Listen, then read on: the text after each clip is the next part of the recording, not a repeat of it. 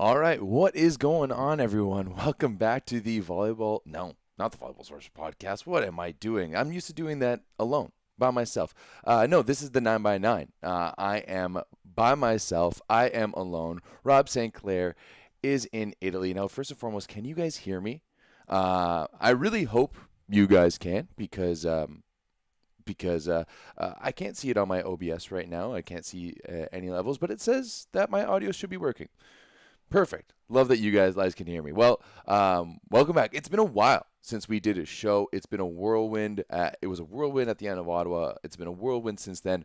Rob is currently living his best life in Italy right now. So shout out to Rob out there in the going to weddings and drinking wine and all the fun stuff in Italy.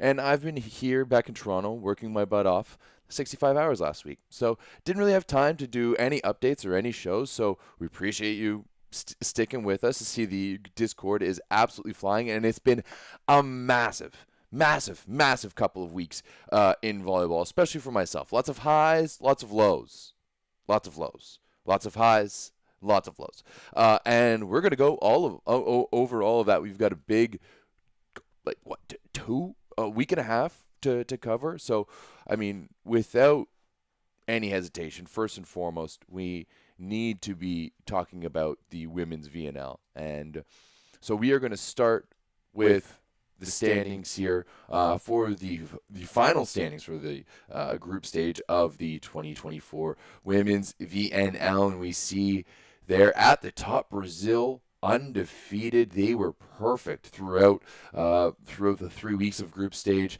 Italy, Poland, China, Japan, Turkey, USA surprisingly down there in seventh at 7-5, and then Dutch getting in to the final eight above my team Canada just by 1 point. Then after that, a complete drop off. Dominican Republic, who were working on some different things, bringing some new players in.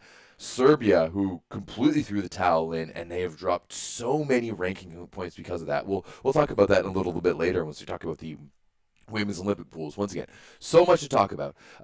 Dominican Republic just dropped so much, as in Serbia, Germany, Thailand, France, Korea, and Bulgaria. And luckily, for Korea's sake, they actually managed to pick up a couple of wins this year, and no one was undefeated, or no one was winless.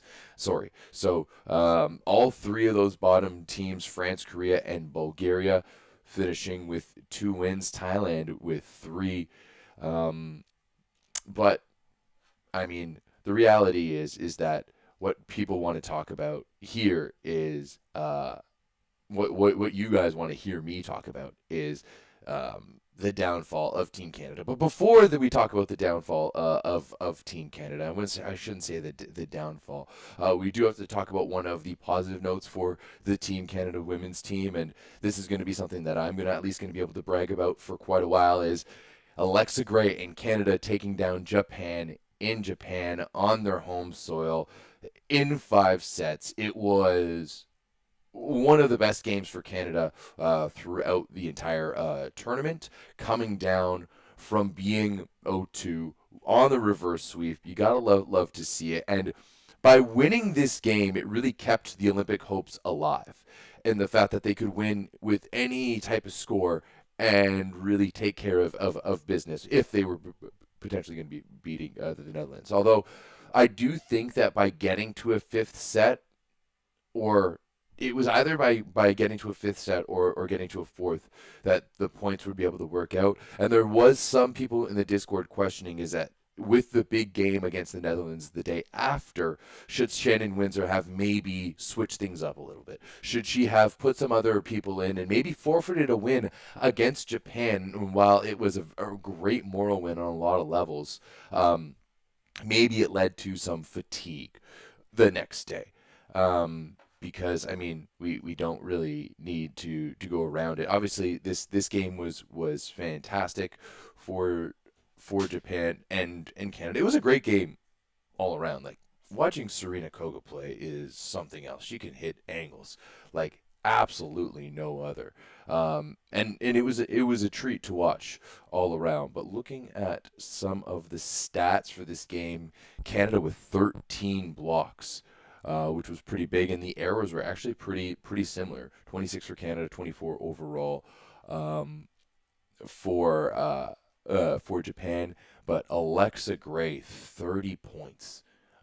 In this one, we see it there. 26 kills, 3 blocks, and an ace. Kira Van Ryk with 27 points, whereas it was Koga leading the way for Japan with 20, and Hayashi with up next with only 13. But Japan does do a great job at spreading out that offense, because you also had Inui with 13, Ishikawa got 9. Whereas Canada, when you look at it, 30 for Gray, 27 for Van Ryk, and the next one up is 8 for Maglio. So it's just, you're just seeing how the Japanese way of playing is a little bit more balanced than Canada's way of playing right now. And actually, when you look at Canada's men's and women's teams, there's so much similarity between the way they play. But we can go get into that another time. Of course, this game did lead up to this one here. Now, bringing in some context, the Dutch did get a little bit of help. They got to play Serbia's U21 team and beat them 3-1, which put them into this position. But you know what? At the end of the day, Canada didn't take care of business when they played Serbia in week number 2 back in Arlington, when it was still Serbia's B team, and they probably should have beat them. But a nice 3-0 win the night before against the Dutch by the USA really set this match up. And this one was a showdown. This one was the match for all the marbles. This is what the entire summer came to. And the reality is that Canada didn't show up. This was Canada's worst game that I've seen them play in a long time, and probably ever. That was honestly the hardest game of volleyball I've ever had to watch. No doubt about it. Oh, my audio is getting worse. How about now? Hopefully it's better now.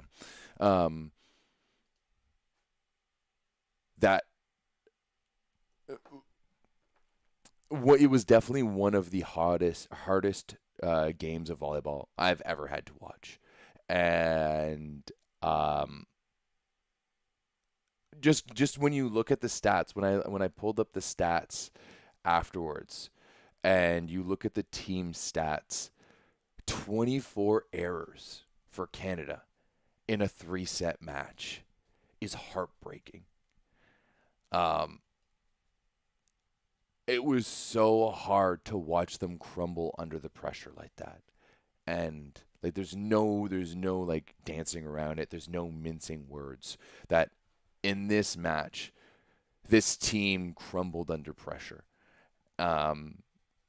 24 errors in 3 sets when your opponent only makes 7. Right?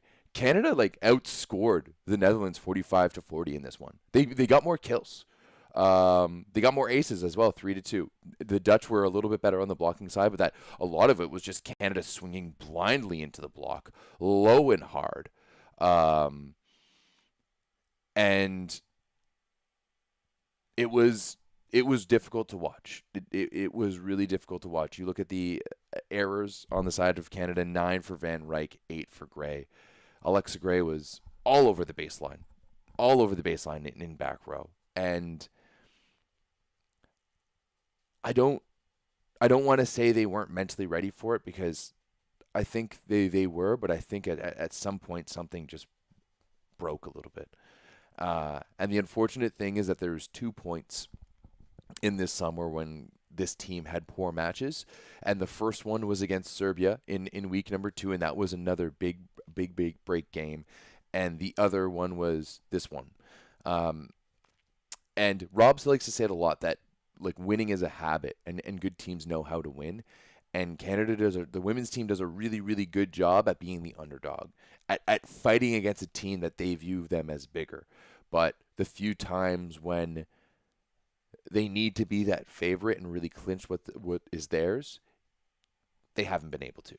And that was really, really tough to watch. Like I said, hardest volleyball match I've ever had to watch in almost 15 plus years of watching Canadian volleyball. like almost 20 years of watching Canadian volleyball. Like that was hands down like the hardest game I've ever had to watch. And I like forced myself to watch it too.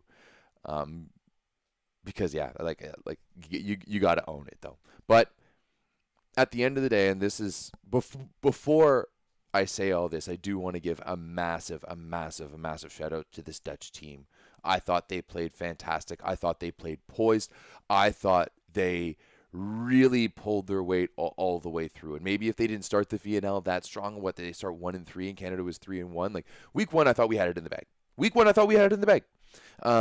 But unfortunately, we didn't get it done when it needed to be. And as much as Canada shot themselves in the foot in this one, and I truly think that when you look at the stats and you watch this game over again, Canada lost. Like the Dutch didn't necessarily beat us, but they came in with high attitudes and right from the get-go, and it was just tight tension for Canada.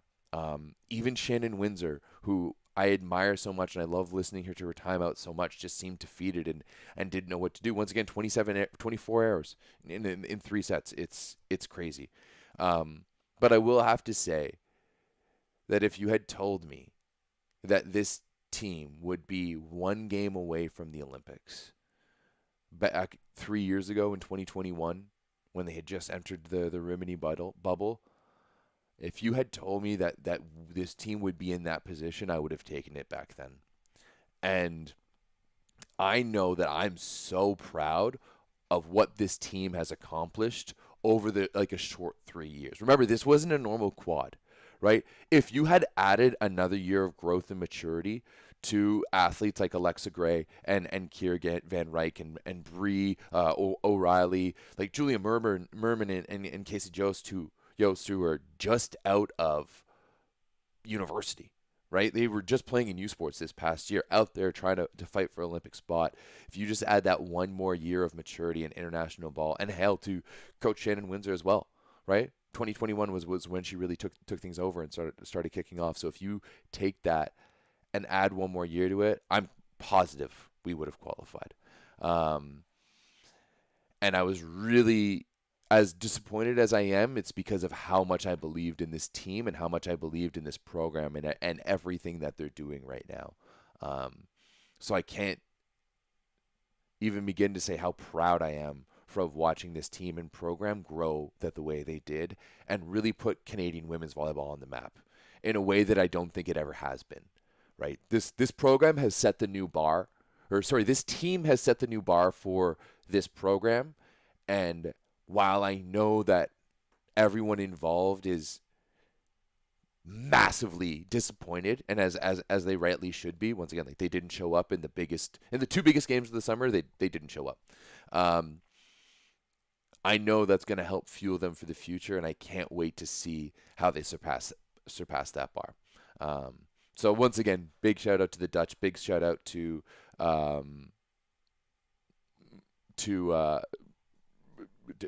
for qualifying. Like, you guys definitely deserve it, and I definitely expect to see Canada there once again in 2028. But yeah, now moving on from a few. Actually, before we do that, let's give a nice little shout out here to the Dutch. Look at that, looking so happy in their qualification hats. So yeah, once again, big shout out to the Dutch for qualifying. Gotta love to see it. Like, and they did it without their veterans without their veterans. Like, their veterans were coming off the bench. So love to see it. Another young team. All right, moving past that, there's a few other big matches to look at. Whoopsies.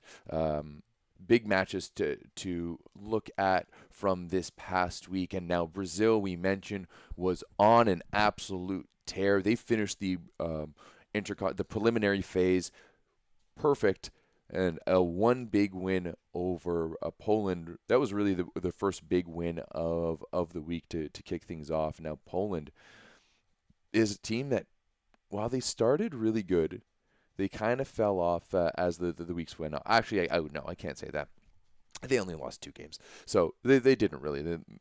So in this one, Gabby was a monster with 24 points. Rosa Maria with 15, but Julia Bergman with 17. And now I know that coming into the season, I think there was a lot of people questioning this Brazilian team, but I, for one, am not right now. They have looked fantastic during the preliminary round. When you look at the mix of veterans and young talent like a Julia Bergman, you have an Anna Cristina, who's like Anna Cristina is under 21. Like Anna Cristina is 20 years old, which is absolutely crazy. You have Rosa Maria, you still have Kissy to go to on the bench. Thaisa down the middle. I'm really, really liking this Brazilian team, and you can tell that they're feeling themselves because not only did they beat Poland, who, in my opinion, has probably been the best team of the summer other than Brazil, they also went out and beat a team who I don't think we can call the best team in the world anymore. They went out and absolutely slapped Turkey as well. Now, I do have to say, let me double check to see who played in this game for Turkey. Wow, Turkey had the roster out. They had Vargas, Karakurt, Baladim, Ed Erdem, Evgen. Like they had the team out there. Oz Chansu Ozbay setting. So I am seriously starting to worry about this Turkish team and what is happening here. Because that scoreline, 14-14-19, Turkey. What is going on? How is this happening? You have the best coach in the world. You have arguably one of the best athlete in the world, Melissa Vargas. Karakurt is a top 10 player in the world. You guys walked through everything last year. What is going on here? This is absolutely crazy for the Turkish team to be this bad. And after this VNL, I mean, we'll have to see what happens in the playoffs once again. But after this preliminary round, I don't know if you can ubiquitously call Turkey the best team in the world anymore. Right? Like I don't think you can. I really don't think you can, because this isn't the only big loss that they had this week. And I mean, first and foremost, come on, OBS, you suck. First and foremost, let's give a big shout out before we jump on the Turkey. Let's give a big shout out to Brazil being undefeated in the preliminary round. So that is absolutely wonderful for them. And that, as you see there, VNL record. Nice little VNL record. Okay, so going back to Turkey, though, that wasn't their other big loss of the week. And I think one of the big winners of this week has to be China. China going 4-0 this week with two big wins, one against Turkey and the other against Poland. So we'll talk about this win over Turkey first and why. Obviously, it matters, but like it just shows once again the struggles of Turkey to really, trying to beat Poland 3-0. This is Turkey versus Brazil, China versus Turkey. I mean, this one was at the end of the day another fantastic performance by Li Yingying. You can't overlook that. 20 kills, 2 blocks, 2 aces. But on the other side of the net, Melissa Vargas was something else with 31 points overall, and she's been cooking. But once again, just like we talked about Canada earlier, China playing a really low-key game, only 18 errors over the 5 sets. Not the case on the Turkey side. 31 errors for Turkey in this match. That is way too many. Way too many. Especially when you're playing a team like China. Because like China doesn't really break in that way. Like they're so steady. And that's why they do so well. This is the exact same way that they did well last year at the VNL and made it all the way to the finals, right? Yeah, you're looking at the attacking errors number once again. 7 for Vargas, 8 for Karakurt, even 4 for the Erdem down the middle, which to me, 4 errors in the middle is way too much. You did get 6 block points out of Kalic. for Turkey. But still, that's another big red flag for Turkey going into, I mean, the playoffs and also the Olympics. That this team just doesn't seem to be clicking together. It doesn't seem to be working as well together. I'd be very curious to see, and obviously I've been working, so I haven't been able to be in the Discord as much. But I'd be very curious to see what people in the Discord or maybe even the chat are saying about Turkey's play right now, because like like what, sixth in the preliminary round, like that's wild for a team that came in like the undisputed number one in the world. So, um, a lot of people have been saying that Santarelli didn't follow the Turkish club season, and that it is the wrong lineup. But it's tough. Is it mostly like the national team that it's been over the past few years? Because that's my take on it, is that it's mostly the same cast of characters that it's been. So I would think that you would want continuity a little bit more over maybe some young new player who's not used to the system and not used to the team. Um, I'm just saying, like, I don't think that there's a cause for concern yet for Turkey. I still think that they have one of the best rosters and the best coach in volleyball right now. But their undisputed their undisputed hold as the best team in the world for me is no longer there.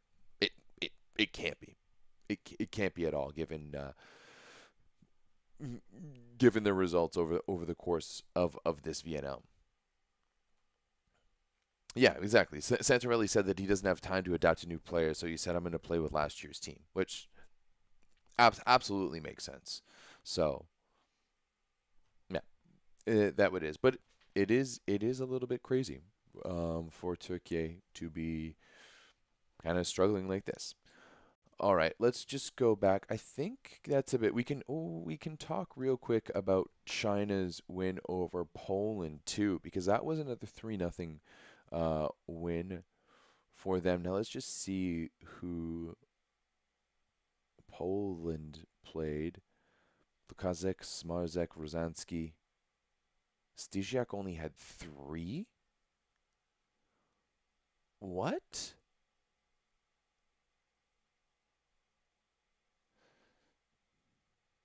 Stysiak in attacking was 1 for 17. What was happening this week? What was going on was it in Hong Kong? Yeah, it had to be in Hong Kong. What was going on in Hong Kong this week? Stijak went 1 for 17. Smarzak was a little bit better, 7 for 15, but her efficiency was only around 300, like 333. Goodness gracious, Poland has just really crumbled in this one. But China's becoming really dangerous. Really dangerous. And Zhu Ting isn't anywhere near the lineup either. It's not like she's been starting at all. Li Yingying and 12, and Yuan with 17. Jinyu Yuan. Hopefully I said that properly. With 17 down in the middle. I think I might have to go back and watch some of these Chinese matches, because China is getting very dangerous. It's going to be very interesting to see them in the next round. And speaking of which, let us look at now the bracket. Oh, there was one other, actually, real quick. There was one other match that I would like to talk about. Where is it here? And that would be this one. Italy with a 3-1 win over the USA to close out their preliminary round. Ogonu was on fire once again in this one. 21 points in attacking, 23 points overall. Denisi had 13, Miriam Silla had 13, Sarah Farr had 13. They went with the Grady as well on the left side, because I'm pretty sure Pietrini's out for the summer, right? Yeah, I'm pretty sure Alana Pietrini is out for the summer, so that's really too bad. So they're really trying to figure out that left side rotation for Italy, but didn't really matter in this one because the USA continues to struggle against some of the big teams. Annie Drews led the way in attacking with only 13 points. Jordan Thompson as well with 12, and the outside woes just there. Kelsey Robinson Cook with 7 points and Avery Skinner with 6. No Jordan Plummer anywhere on the roster in week number 2. So it looks like they're going with a bit of a different a different roster for Team USA in this one. But now if we look at we're going to look at the final standings here just one more time just to take a look. Not you. Just to take a look one more time in the final standings, and oh boy, this is actually really tough and really interesting. And I wish that they would have done this graphic a little bit differently because the Dutch don't actually make it to the finals because Thailand is hosting the finals. Thailand gets the bye and will be technically the 8th seed. So they'll be playing Brazil in that. So this is the final standings once again. Brazil going perfect. Italy at 10-2. Poland also at 10-2, losing 2 games in the last week.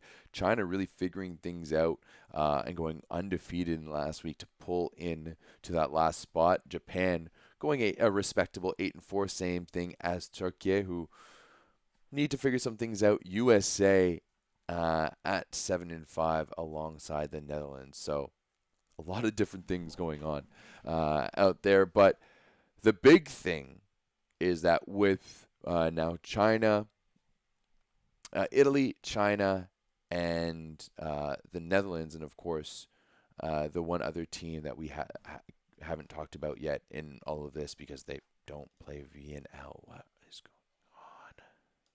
going on? We get to look now, and they just announced.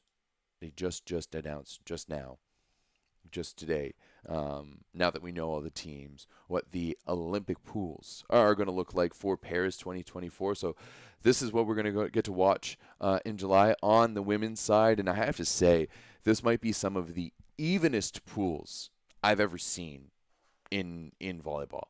Like,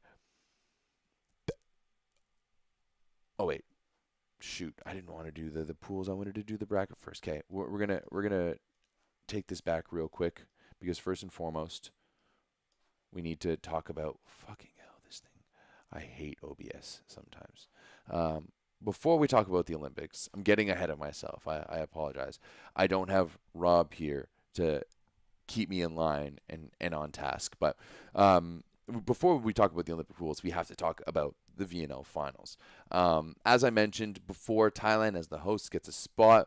I've seen some commentary about that online and how it says it's not fair. That's literally always the way it's been for the VNL. And the way it's always been is that if you qualify outside of the final 8, then you get the 8th spot. And then I think if you qualify within the top 8, you get the first spot. Although I can't 100% be sure on that. We'll see next week with how it's rated for Poland because the men's will be in Poland. But when you look at these 4 quarterfinals, you got Brazil versus Thailand on the same side of the bracket, a fantastic rivalry in Japan versus China. I can't wait to watch that one. On the other side of the bracket, you also have 2 bangers, another Italy versus USA, which is just chef's kiss because you know that Karch and the rest of those girls are going to want to come out flying. And then Poland, Turkey, 2 teams who seem to kind of be going in different directions. Poland, who has been really, really good. And then Turkey, who should be the number 1 team in the world, but has faltered a little bit. So that is awesome. China is coming to the finals with B team, actually. They don't care about the VNL. So Brazil and Japan for semis. Wow. Okay. I that would suck that if China actually doesn't bring their their A team to the finals, and like that to me is part of a bigger picture of how important is the VNL actually if consistently we're seeing top teams just not care about it and not send their best teams, right? China just played the rest like just played the rest of the VNL to not send their A team to the finals to rest for the Olympics, right? So how important is this event in this tournament if consistently teams are sending lesser players and stuff, and everyone's prioritizing other things. Um, it's a little bit wild. Maybe it's something we need to think about. So I hope it's not true because I think watching a really good Japan versus China match would be awesome. But at the end of the day, a potential matchup of Brazil and China played last year in the semis of the VNL, I think, right? And then Japan and Brazil played each other. And sorry, Thailand, I'm not even considering you. Like, sorry. Um, but yeah, but Japan and Brazil beat Japan in the quarters of the last World Championships in 2022 in an epic five-setter as well. So I think regardless of what you get on in that semifinal, I think is going to be awesome if China shows up with their A team, of course. And then on the other side of the bracket, cut it any four ways, baby. I want it. Literally cut that cake any four ways, and I want a slice. Italy versus Poland. Yup. USA versus Turkey. Yup. Italy versus Turkey. Yup. USA versus Poland. Yup. And both of those quarters are going to be absolute bangers too. Those are four legitimate medal favorites, medal contenders. I honestly don't know who the medal favorites are on the women's side anymore for the Olympics. But when you're looking at this VNL finals in Bangkok, I think this is going to be a banger. I really hope China brings their own teams because, whoo wee, like you have three of the world's best opposites in Agonu, Stysiak, and Vargas, all on the same side of the bracket, and then the other side you have three teams who have really good ball control and play a really good, like well-rounded game. So I think you gotta love that. I think my eyes are definitely going to be glued to the TV for this VNL finals, and I wonder actually, do we have a yeah, you're not wrong. Brazil did have so many injury issues. I mean, I think Lorena was playing on the right side for Brazil in that World Championships, and but this is like that's the thing when we're talking about this Brazilian team, and I wish Rob was here to chat about it, but like them being healthy right now, this is a very scary version of Brazil. I think this Brazilian team to me, and I think the playoffs are really going to be indicative of that, is I think that they are a legitimate medal contender. And they like with Gabi, Rosa Maria, Anna Cristina, like that trio of outsides you have, and Ana Carolina and Thaisa down the middle, that might be the most well-rounded team in volleyball. That might be the most well-rounded team in women's volleyball right now. Because the USA, who's usually the most well-rounded team, hasn't been looking that good. Now we're really gonna have to see who they bring in in the finals, and who they bring out in the finals. But let me see here. I'm looking at the. But I want to see. I want to see the pairing of Kelsey Robinson Cook and Catherine Plummer. Like, I want to see the starters against Italy. I want to see the USA go for it and try to win. Same thing for Turkey. Same thing for Poland. It's just going to be so much fun volleyball to watch. Now, real quick, let me see if I can find information about the finals online. Do we have schedules for it? Hopefully.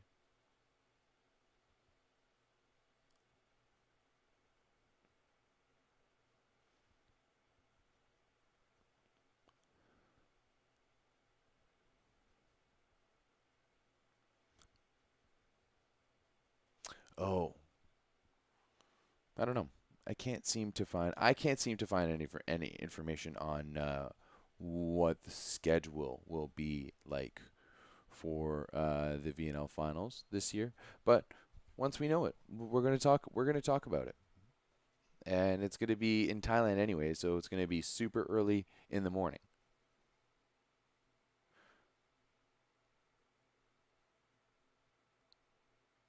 Left side of the bracket starts tomorrow. Wait, the VNL women's finals start tomorrow? Are we sure about this? Volleyball Nations League. Like, is that it's that quick?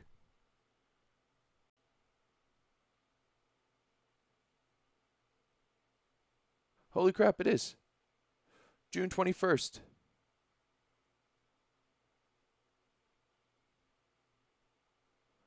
Alrighty then. All right. Then we're gonna have VNL women's finals also this weekend. You can see how unaware I am of some of these things. I've worked so much recently. Luckily, I have some time off this week to pay more attention to. Yep, okay. On the 21st and on the 20th? Yep, Thursday on the 20th. Okay, the games are actually at a decent time for even for for Eastern North America. 6 a.m. is not ideal, but 9:30 is pretty good. 9:30 a.m. is fantastic. Um, so first day on which is on Thursday, we get China versus Japan, and then Brazil versus Thailand, and then Friday we get Italy versus USA, and then Poland versus Turkey, which is absolutely awesome. Okay, now moving on to what I had brought up before we wanted to go talk about the bracket, is that now that the teams are set and uh, everything is done, the Olympic pools have been set for the 2024 Paris Olympic Games. Now, as I mentioned earlier, four teams did just qualify for the Olympics. We had China, Italy, Japan, or no, China, Italy, the Netherlands, and Kenya on the women's side. Congrats to all those teams. Now looking at these pools, these are some of the most even pools I've ever seen. Pool A, even with France, who's the host team in there, well, as host teams go, like it could be way worse. They're pretty good. It's not as good as on the men's side, obviously, where they're potentially a legit medal contender. On the women's side, they're still pretty solid. But damn, Pool A with USA, China, and Serbia. Serbia with their full team with Boskovic, China with the way they've been playing recently, and net depth with Zhuting coming off the bench. USA, the defending Olympic champions, and they have Karch and have the potential to make a deep run at any point. Pool A is going to be sick. But then you move over to Pool B. Yes, sure, they have Kenya. That's going to be a free win for everyone. But Brazil, Poland, two of the best teams in the world right now, and Japan are always deadly because they play so steady and they have such a low or such a high floor that they play at. If you don't show up properly against them, it's going to cause some concern. And then finally, when you look down at Pool C is going to be gutless. I mean, look, the Dutch have proved time and time again that they can be one of the best teams in the world. They've got top talent, and they can cause an upset or two. And at the Olympics, anything can happen. The Dominican Republic, the same thing. We haven't had the chance to really see them this year because of all the changes and all the new people they've been bringing in. They've really been resting that team. That's one of the few teams, them and Serbia, who really opted to go with a youth route, and they've played a few, but kind of worked a few in. That is a team that is physical, and when they get going, they can play with absolutely anyone. So Pool C is absolutely devastating, just as well. Now, I think now that these pools are out, Rob and I are gonna have to do a proper breakdown. So I don't think we're not gonna go dive into this too deep just right now because I don't think there's much point on it. I need my guy. I need my partner in crime here to go a little bit back and forth, right? I'm already getting sick of my own voice and talking like this. This is why I don't do podcasts on my own. This is why I sought someone out who could keep up with me or even be better than me. So we're gonna talk about this way more, way more in depth next week when Rob is done drinking all that wine. Okay, but this is just to say these are the pools that we have for the 2024 Paris Olympics. Sad that my Team Canada women won't be there, but once again, big congratulations to the Dutch for winning that match and getting the spot. It'll be us next time. It will be us next time. Now,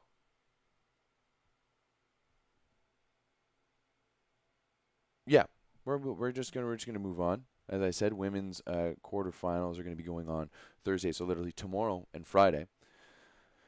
Wake up nice and early tomorrow, watch Japan versus China, and apparently China's sending their B team, so maybe might not be much to watch. So instead, there will be plenty of volleyball going on the men's side, and we have already been watching it quite a bit. And now, if you know, what is this? Oh, goodness gracious.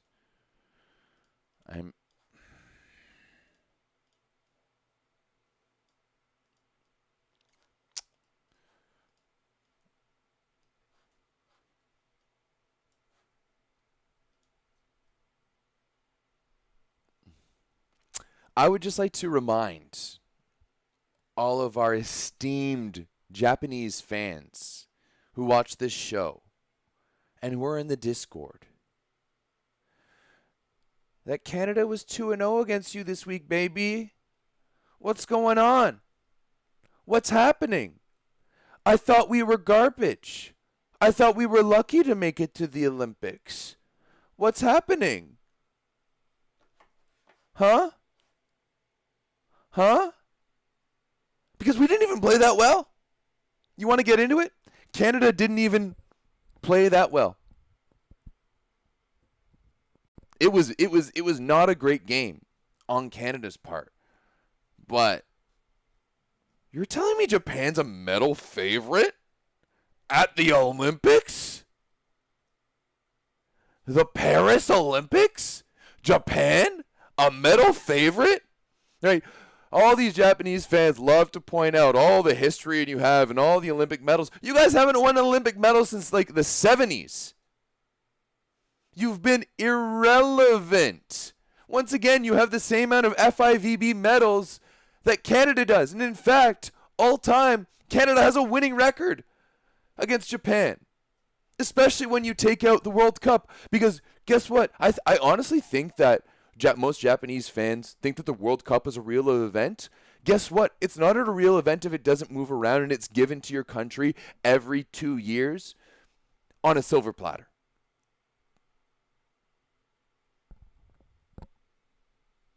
Right? All the Japanese fans love to point back to like, oh, when Nishida beat up Canada at the 2019 World Cup. Yeah? You beat up on Blake Shearhorn and Byron Keterakis. Good on ya. It was a real good one.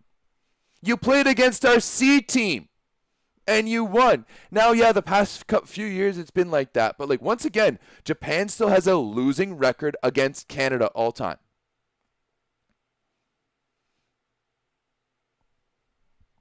Keep talking shit, because you can't back it up on the women's side or the men's side. All right? In fact, it seems to be a lot of the Asian teams like China, and not teams, sorry, I apologize, but the Asian teams fans like China and Japan, Thailand, that love to hate on Canada, and yet we've beat you fairly consistently, actually 100% of the time. This in this one, right? Like, come on. But yeah, looking at this one, 12 blocks for Canada, only 3 blocks for Japan. I mean, that is really to be expected pretty much. 8 aces for Japan. Once again, that is pretty pretty expected. And then 28 errors for Canada, 26 for Japan. Like overall, it was a pretty good match. I thought it was a little sloppy on both sides. The efficiency for Japan, not really where I was expecting it to be. Ishikawa not having his best game at all. Ran not having his best game either. 8 errors for Ishikawa, 6 errors for Ran. Ran was 9 for 25, Ishikawa 16 for 35. Nishida was real good though.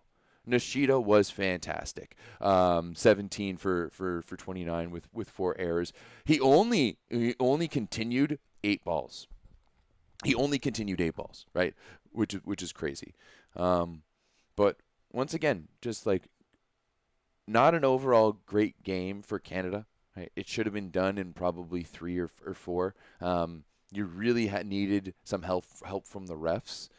You love to see lift calls when you close hand single hand ups. But hey, at the end of the day, the good what guys won, and that should remind all you Japanese fans that you're a mediocre volleyball team.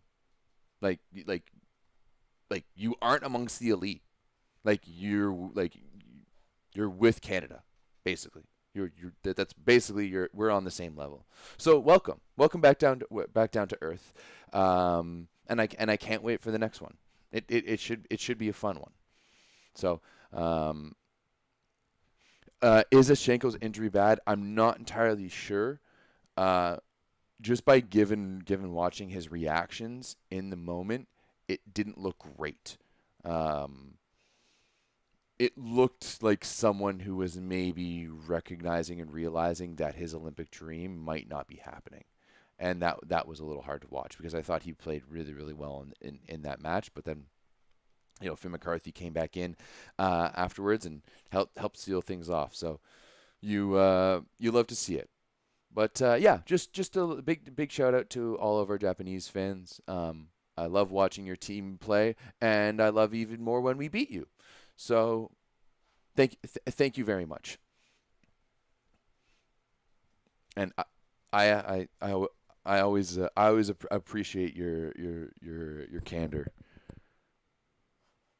We will talk about Bell. We will talk about the countries who are the most likely medal contenders in a preview for the Olympics. Once again, I don't think you guys want to hear just me ramble on about it, as opposed to Rob and I discussing and really getting into the heart of the matter. This is just to catch up. To be honest, I missed you guys. It had been way too long since we had done a show. Once again, things have just been crazy, and we had to make it happen because there's so much going on. And you know what? Canada beating Japan is, while not like a rarity, it's actually a pretty normal happening, other than the past 4 years. When, to be honest, the majority of you started watching volleyball, so welcome. Yeah, you gotta love it. Moving forward, there was plenty of other things that have happened so far in the men's week. And looking back on the first day, we're only 2 days in to this final week. Looking back to the first day, Brazil beating Netherlands 3-1. That was to be expected. Bulgaria beating Turkey 3-1 is also a bit of surprise in Turkey. Man, this has been a rough VNL for them. They got that one win, but otherwise they have really been struggling. Addis Lugumja, I'm expecting a little bit more from him. From how good he is in the Superliga and how highly our Turkish fans speak of him, I was expecting him to be a top right side in this event. And to be honest, I think he's been a footnote. I would put Amin and Arthur Schwartz over Addis Lugumja right now. I'd put Mio Ura above Addis Lugumja right now, and he's coming off the bench and playing half the time for Japan. Right? This has been a real big display in struggle bus and welcome to the realities of the VNL for Turkey. So, thank you once again for it's really funny because all these people who have talked a lot of smack about Team Canada and me over the years are starting to come down to earth. This is a tough game. You win some, you lose some, right? So it's fun. Looking down, what else do we have here for the men's? Oh yeah, today with a few matches that we need to talk about. And unfortunately, because of like how when these matches ended, I wasn't able to get anything to display on them. But the last two matches that we have to talk about, actually, the last three matches that we're gonna have to talk about. No, actually, there's three because Germany beat France. Now let's look into this real quick to see who played. Grosjean scored 21. Grosjean's back. Oh, that is okay. France didn't have like all of their guys, but they had like Gorbenagov played and Tilly, Luati, Patrick, Clevenot, who is setting Toniuti. Damn, but 21 from Gregor Grosjean. Damn. Canada has Germany next. I think we play Germany tonight. Yeah, we play Germany tonight. So that is very interesting. Now that Grosjean is coming back in, it looks like they had Massa and Crick down the middle, Reichardt and Tobias Brand on the left side. Grosjean as on the opposite, and Zenger also back in libero, right? Yeah, they had Zenger back as the libero. Yeah, is Germany that's a great question in the chat there. Is this game worth watching? I might put this on and just watch Gregor Grosjean go off. That's awesome. Next up to talk about, so that's a big one. Germany getting back in there, but now USA really struggling, and I don't know if they can make the finals anymore. I really don't know if USA can make the finals anymore. I really don't. They have now lost 3-2 to Iran. And I don't know what is going on with Team USA. Oh my goodness, DeFalco had 33?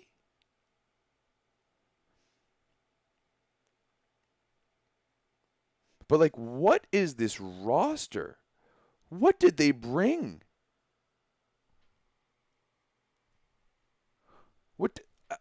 Where have I been that this is the roster that they brought to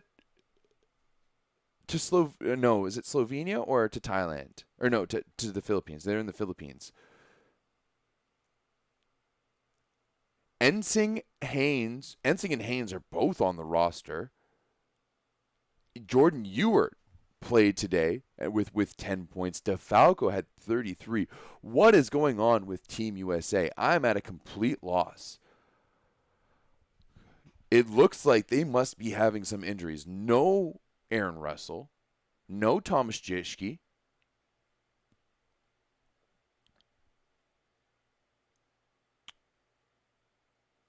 Garrett Mwangu-Tutia, yeah, it looks like he might have gotten the start, but wow, Team USA is really struggling right now, and I'm pretty sure when you look at the standings, I don't think they're even able to make the playoffs anymore.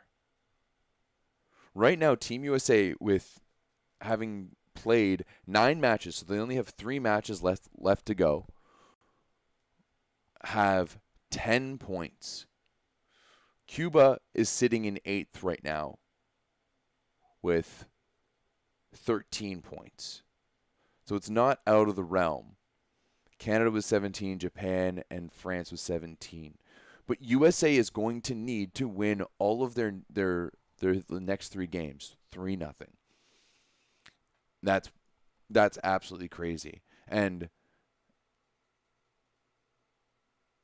when you look at, and like, I see a lot of people in the chat being like, USA needs a new coach, USA needs a new coach, and I'm not going to go that far, and I'm not going to go that quickly. But there is a lot of cause to concern for like the health of this team and just the overall depth of the program, right? Like, if Canada lost these many starters, it would be devastating, no doubt about that. But we're not USA, right? The USA should have that depth, and I don't know if they do.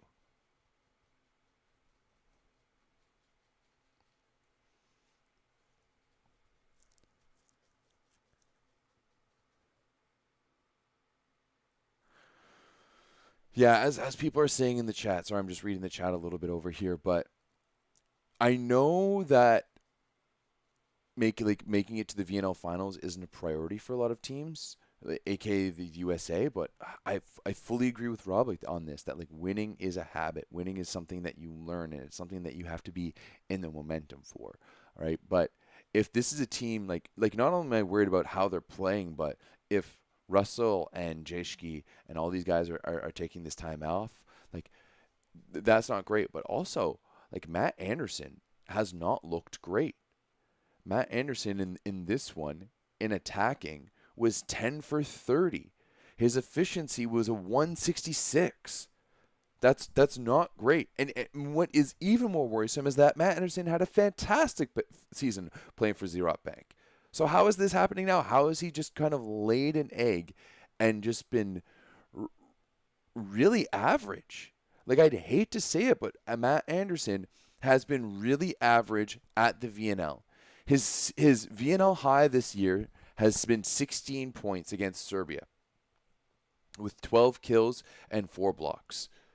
His next one is 13 in this game in 5 sets. He had 2 points against Canada. He was like 2 for 10 against Canada and got subbed off. So all the pansy American fans would be like, oh, Canada beat our bench. No, we ran your starters off the court, and then we beat your bench. So yeah, Matt Anderson was 2 for 10 against Canada. He had 6 points against Italy, 12 in the win against Argentina. Matt Anderson has been all like once again a non-factor for this Team USA team. For this Team USA team, get it together, Everett. But that's not in a great situation for John Sproul and the rest of the coach, because they don't have an opposite on their Olympic squad. And in the opportunities that they've had where Anderson's been bad, like in the game against Canada, where I don't know why they're bringing Ensing, I fully agree with Rob that why aren't you trying out that 3 outside hitter system? Like, what is going on? Sproul, come on. We believe in you. But yeah, at the end of the day, I think it's going to take an absolute miracle for Team USA to make the VNL finals. And at this point, maybe you just throw in the towel and say, hey, let's just go home. Let's rest up. Let's lick our wounds there. Figure out what the F went wrong.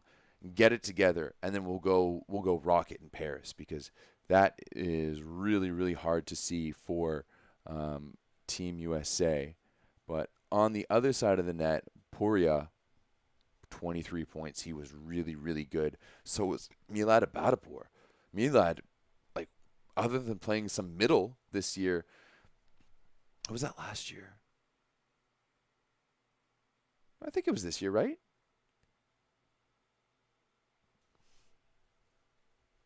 By the way, Mina Villa, I'm a fantastic coach. I coached full time for a number of years and did really well at it. I was coaching nationally ranked college teams when I was 20 years old. So, but Iran really ending things really, really nicely towards the end of their VNL campaign, and now they're way out from the Olympic race. But hey, that's a big win for them, and on the other side, a worrying loss for Team USA. But DeFalco, that's a nasty stat line. 30 for 47 with a 46.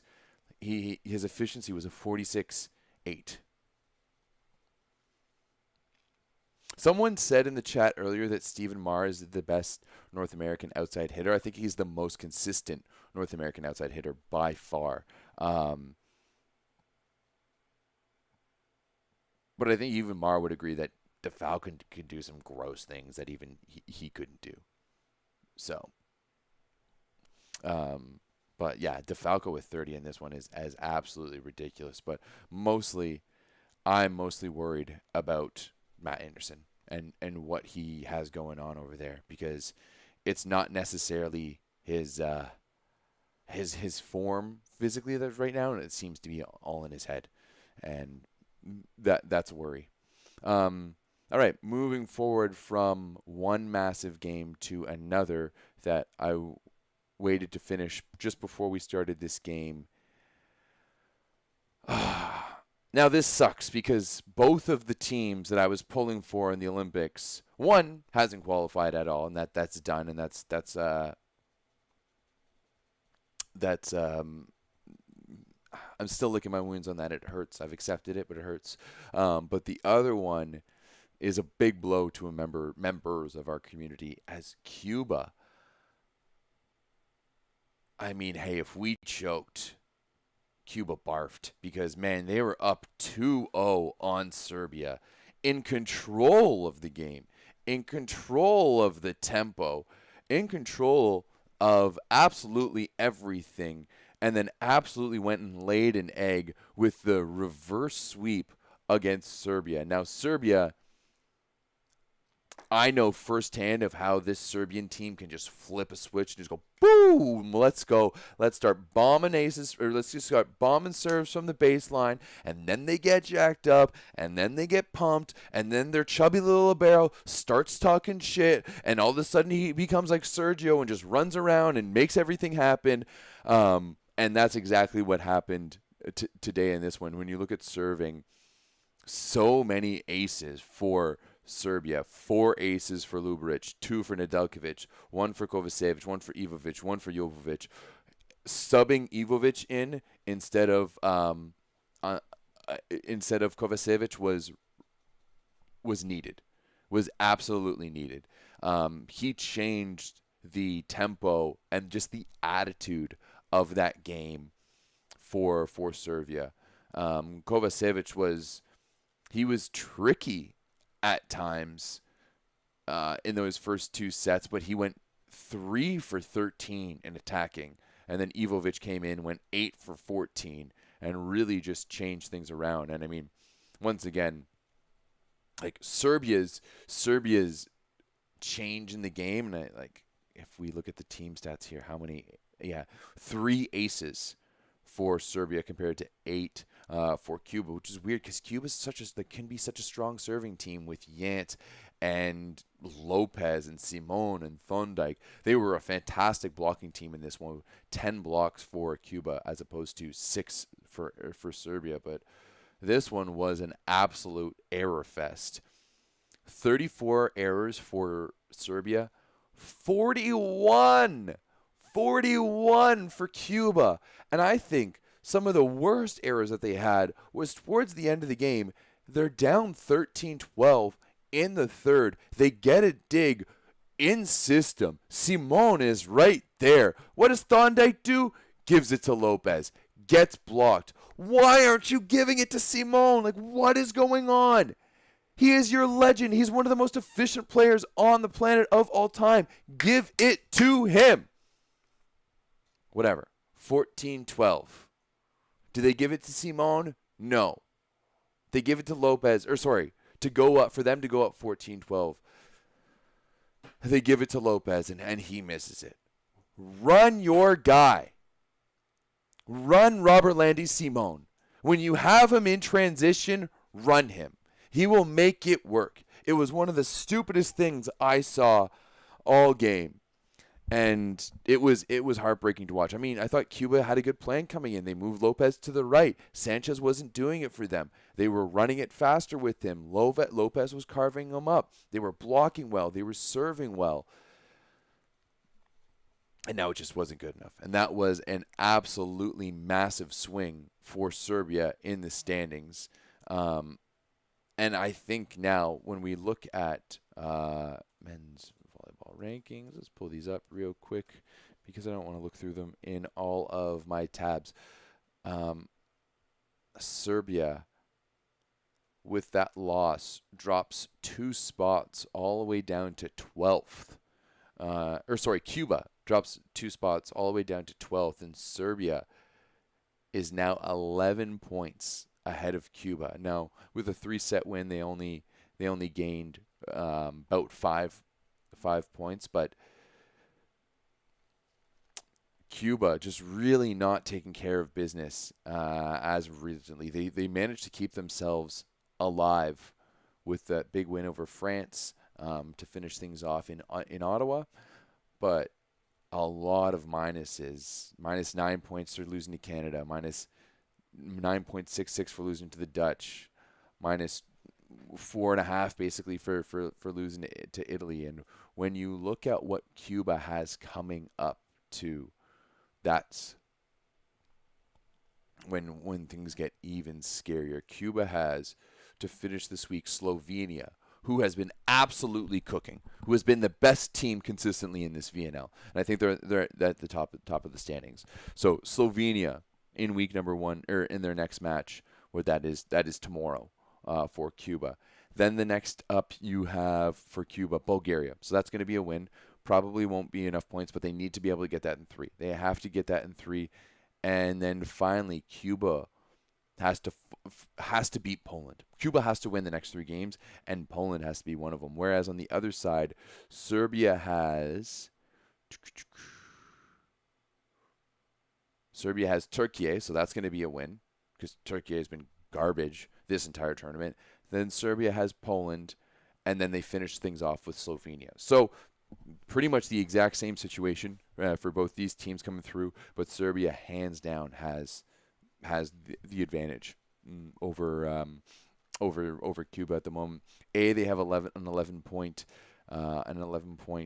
lead, but they also have very, very identical schedules. And so if they can both, it'll really come down to, can you upset Slovenia and Poland if you're Cuba? And if Serbia beats one of those teams, it's over, in my opinion. Then it's I don't know the actual math on it, but I think if Slovenia beats one of those teams, it'll be over. All right, guys, I have been talking at you.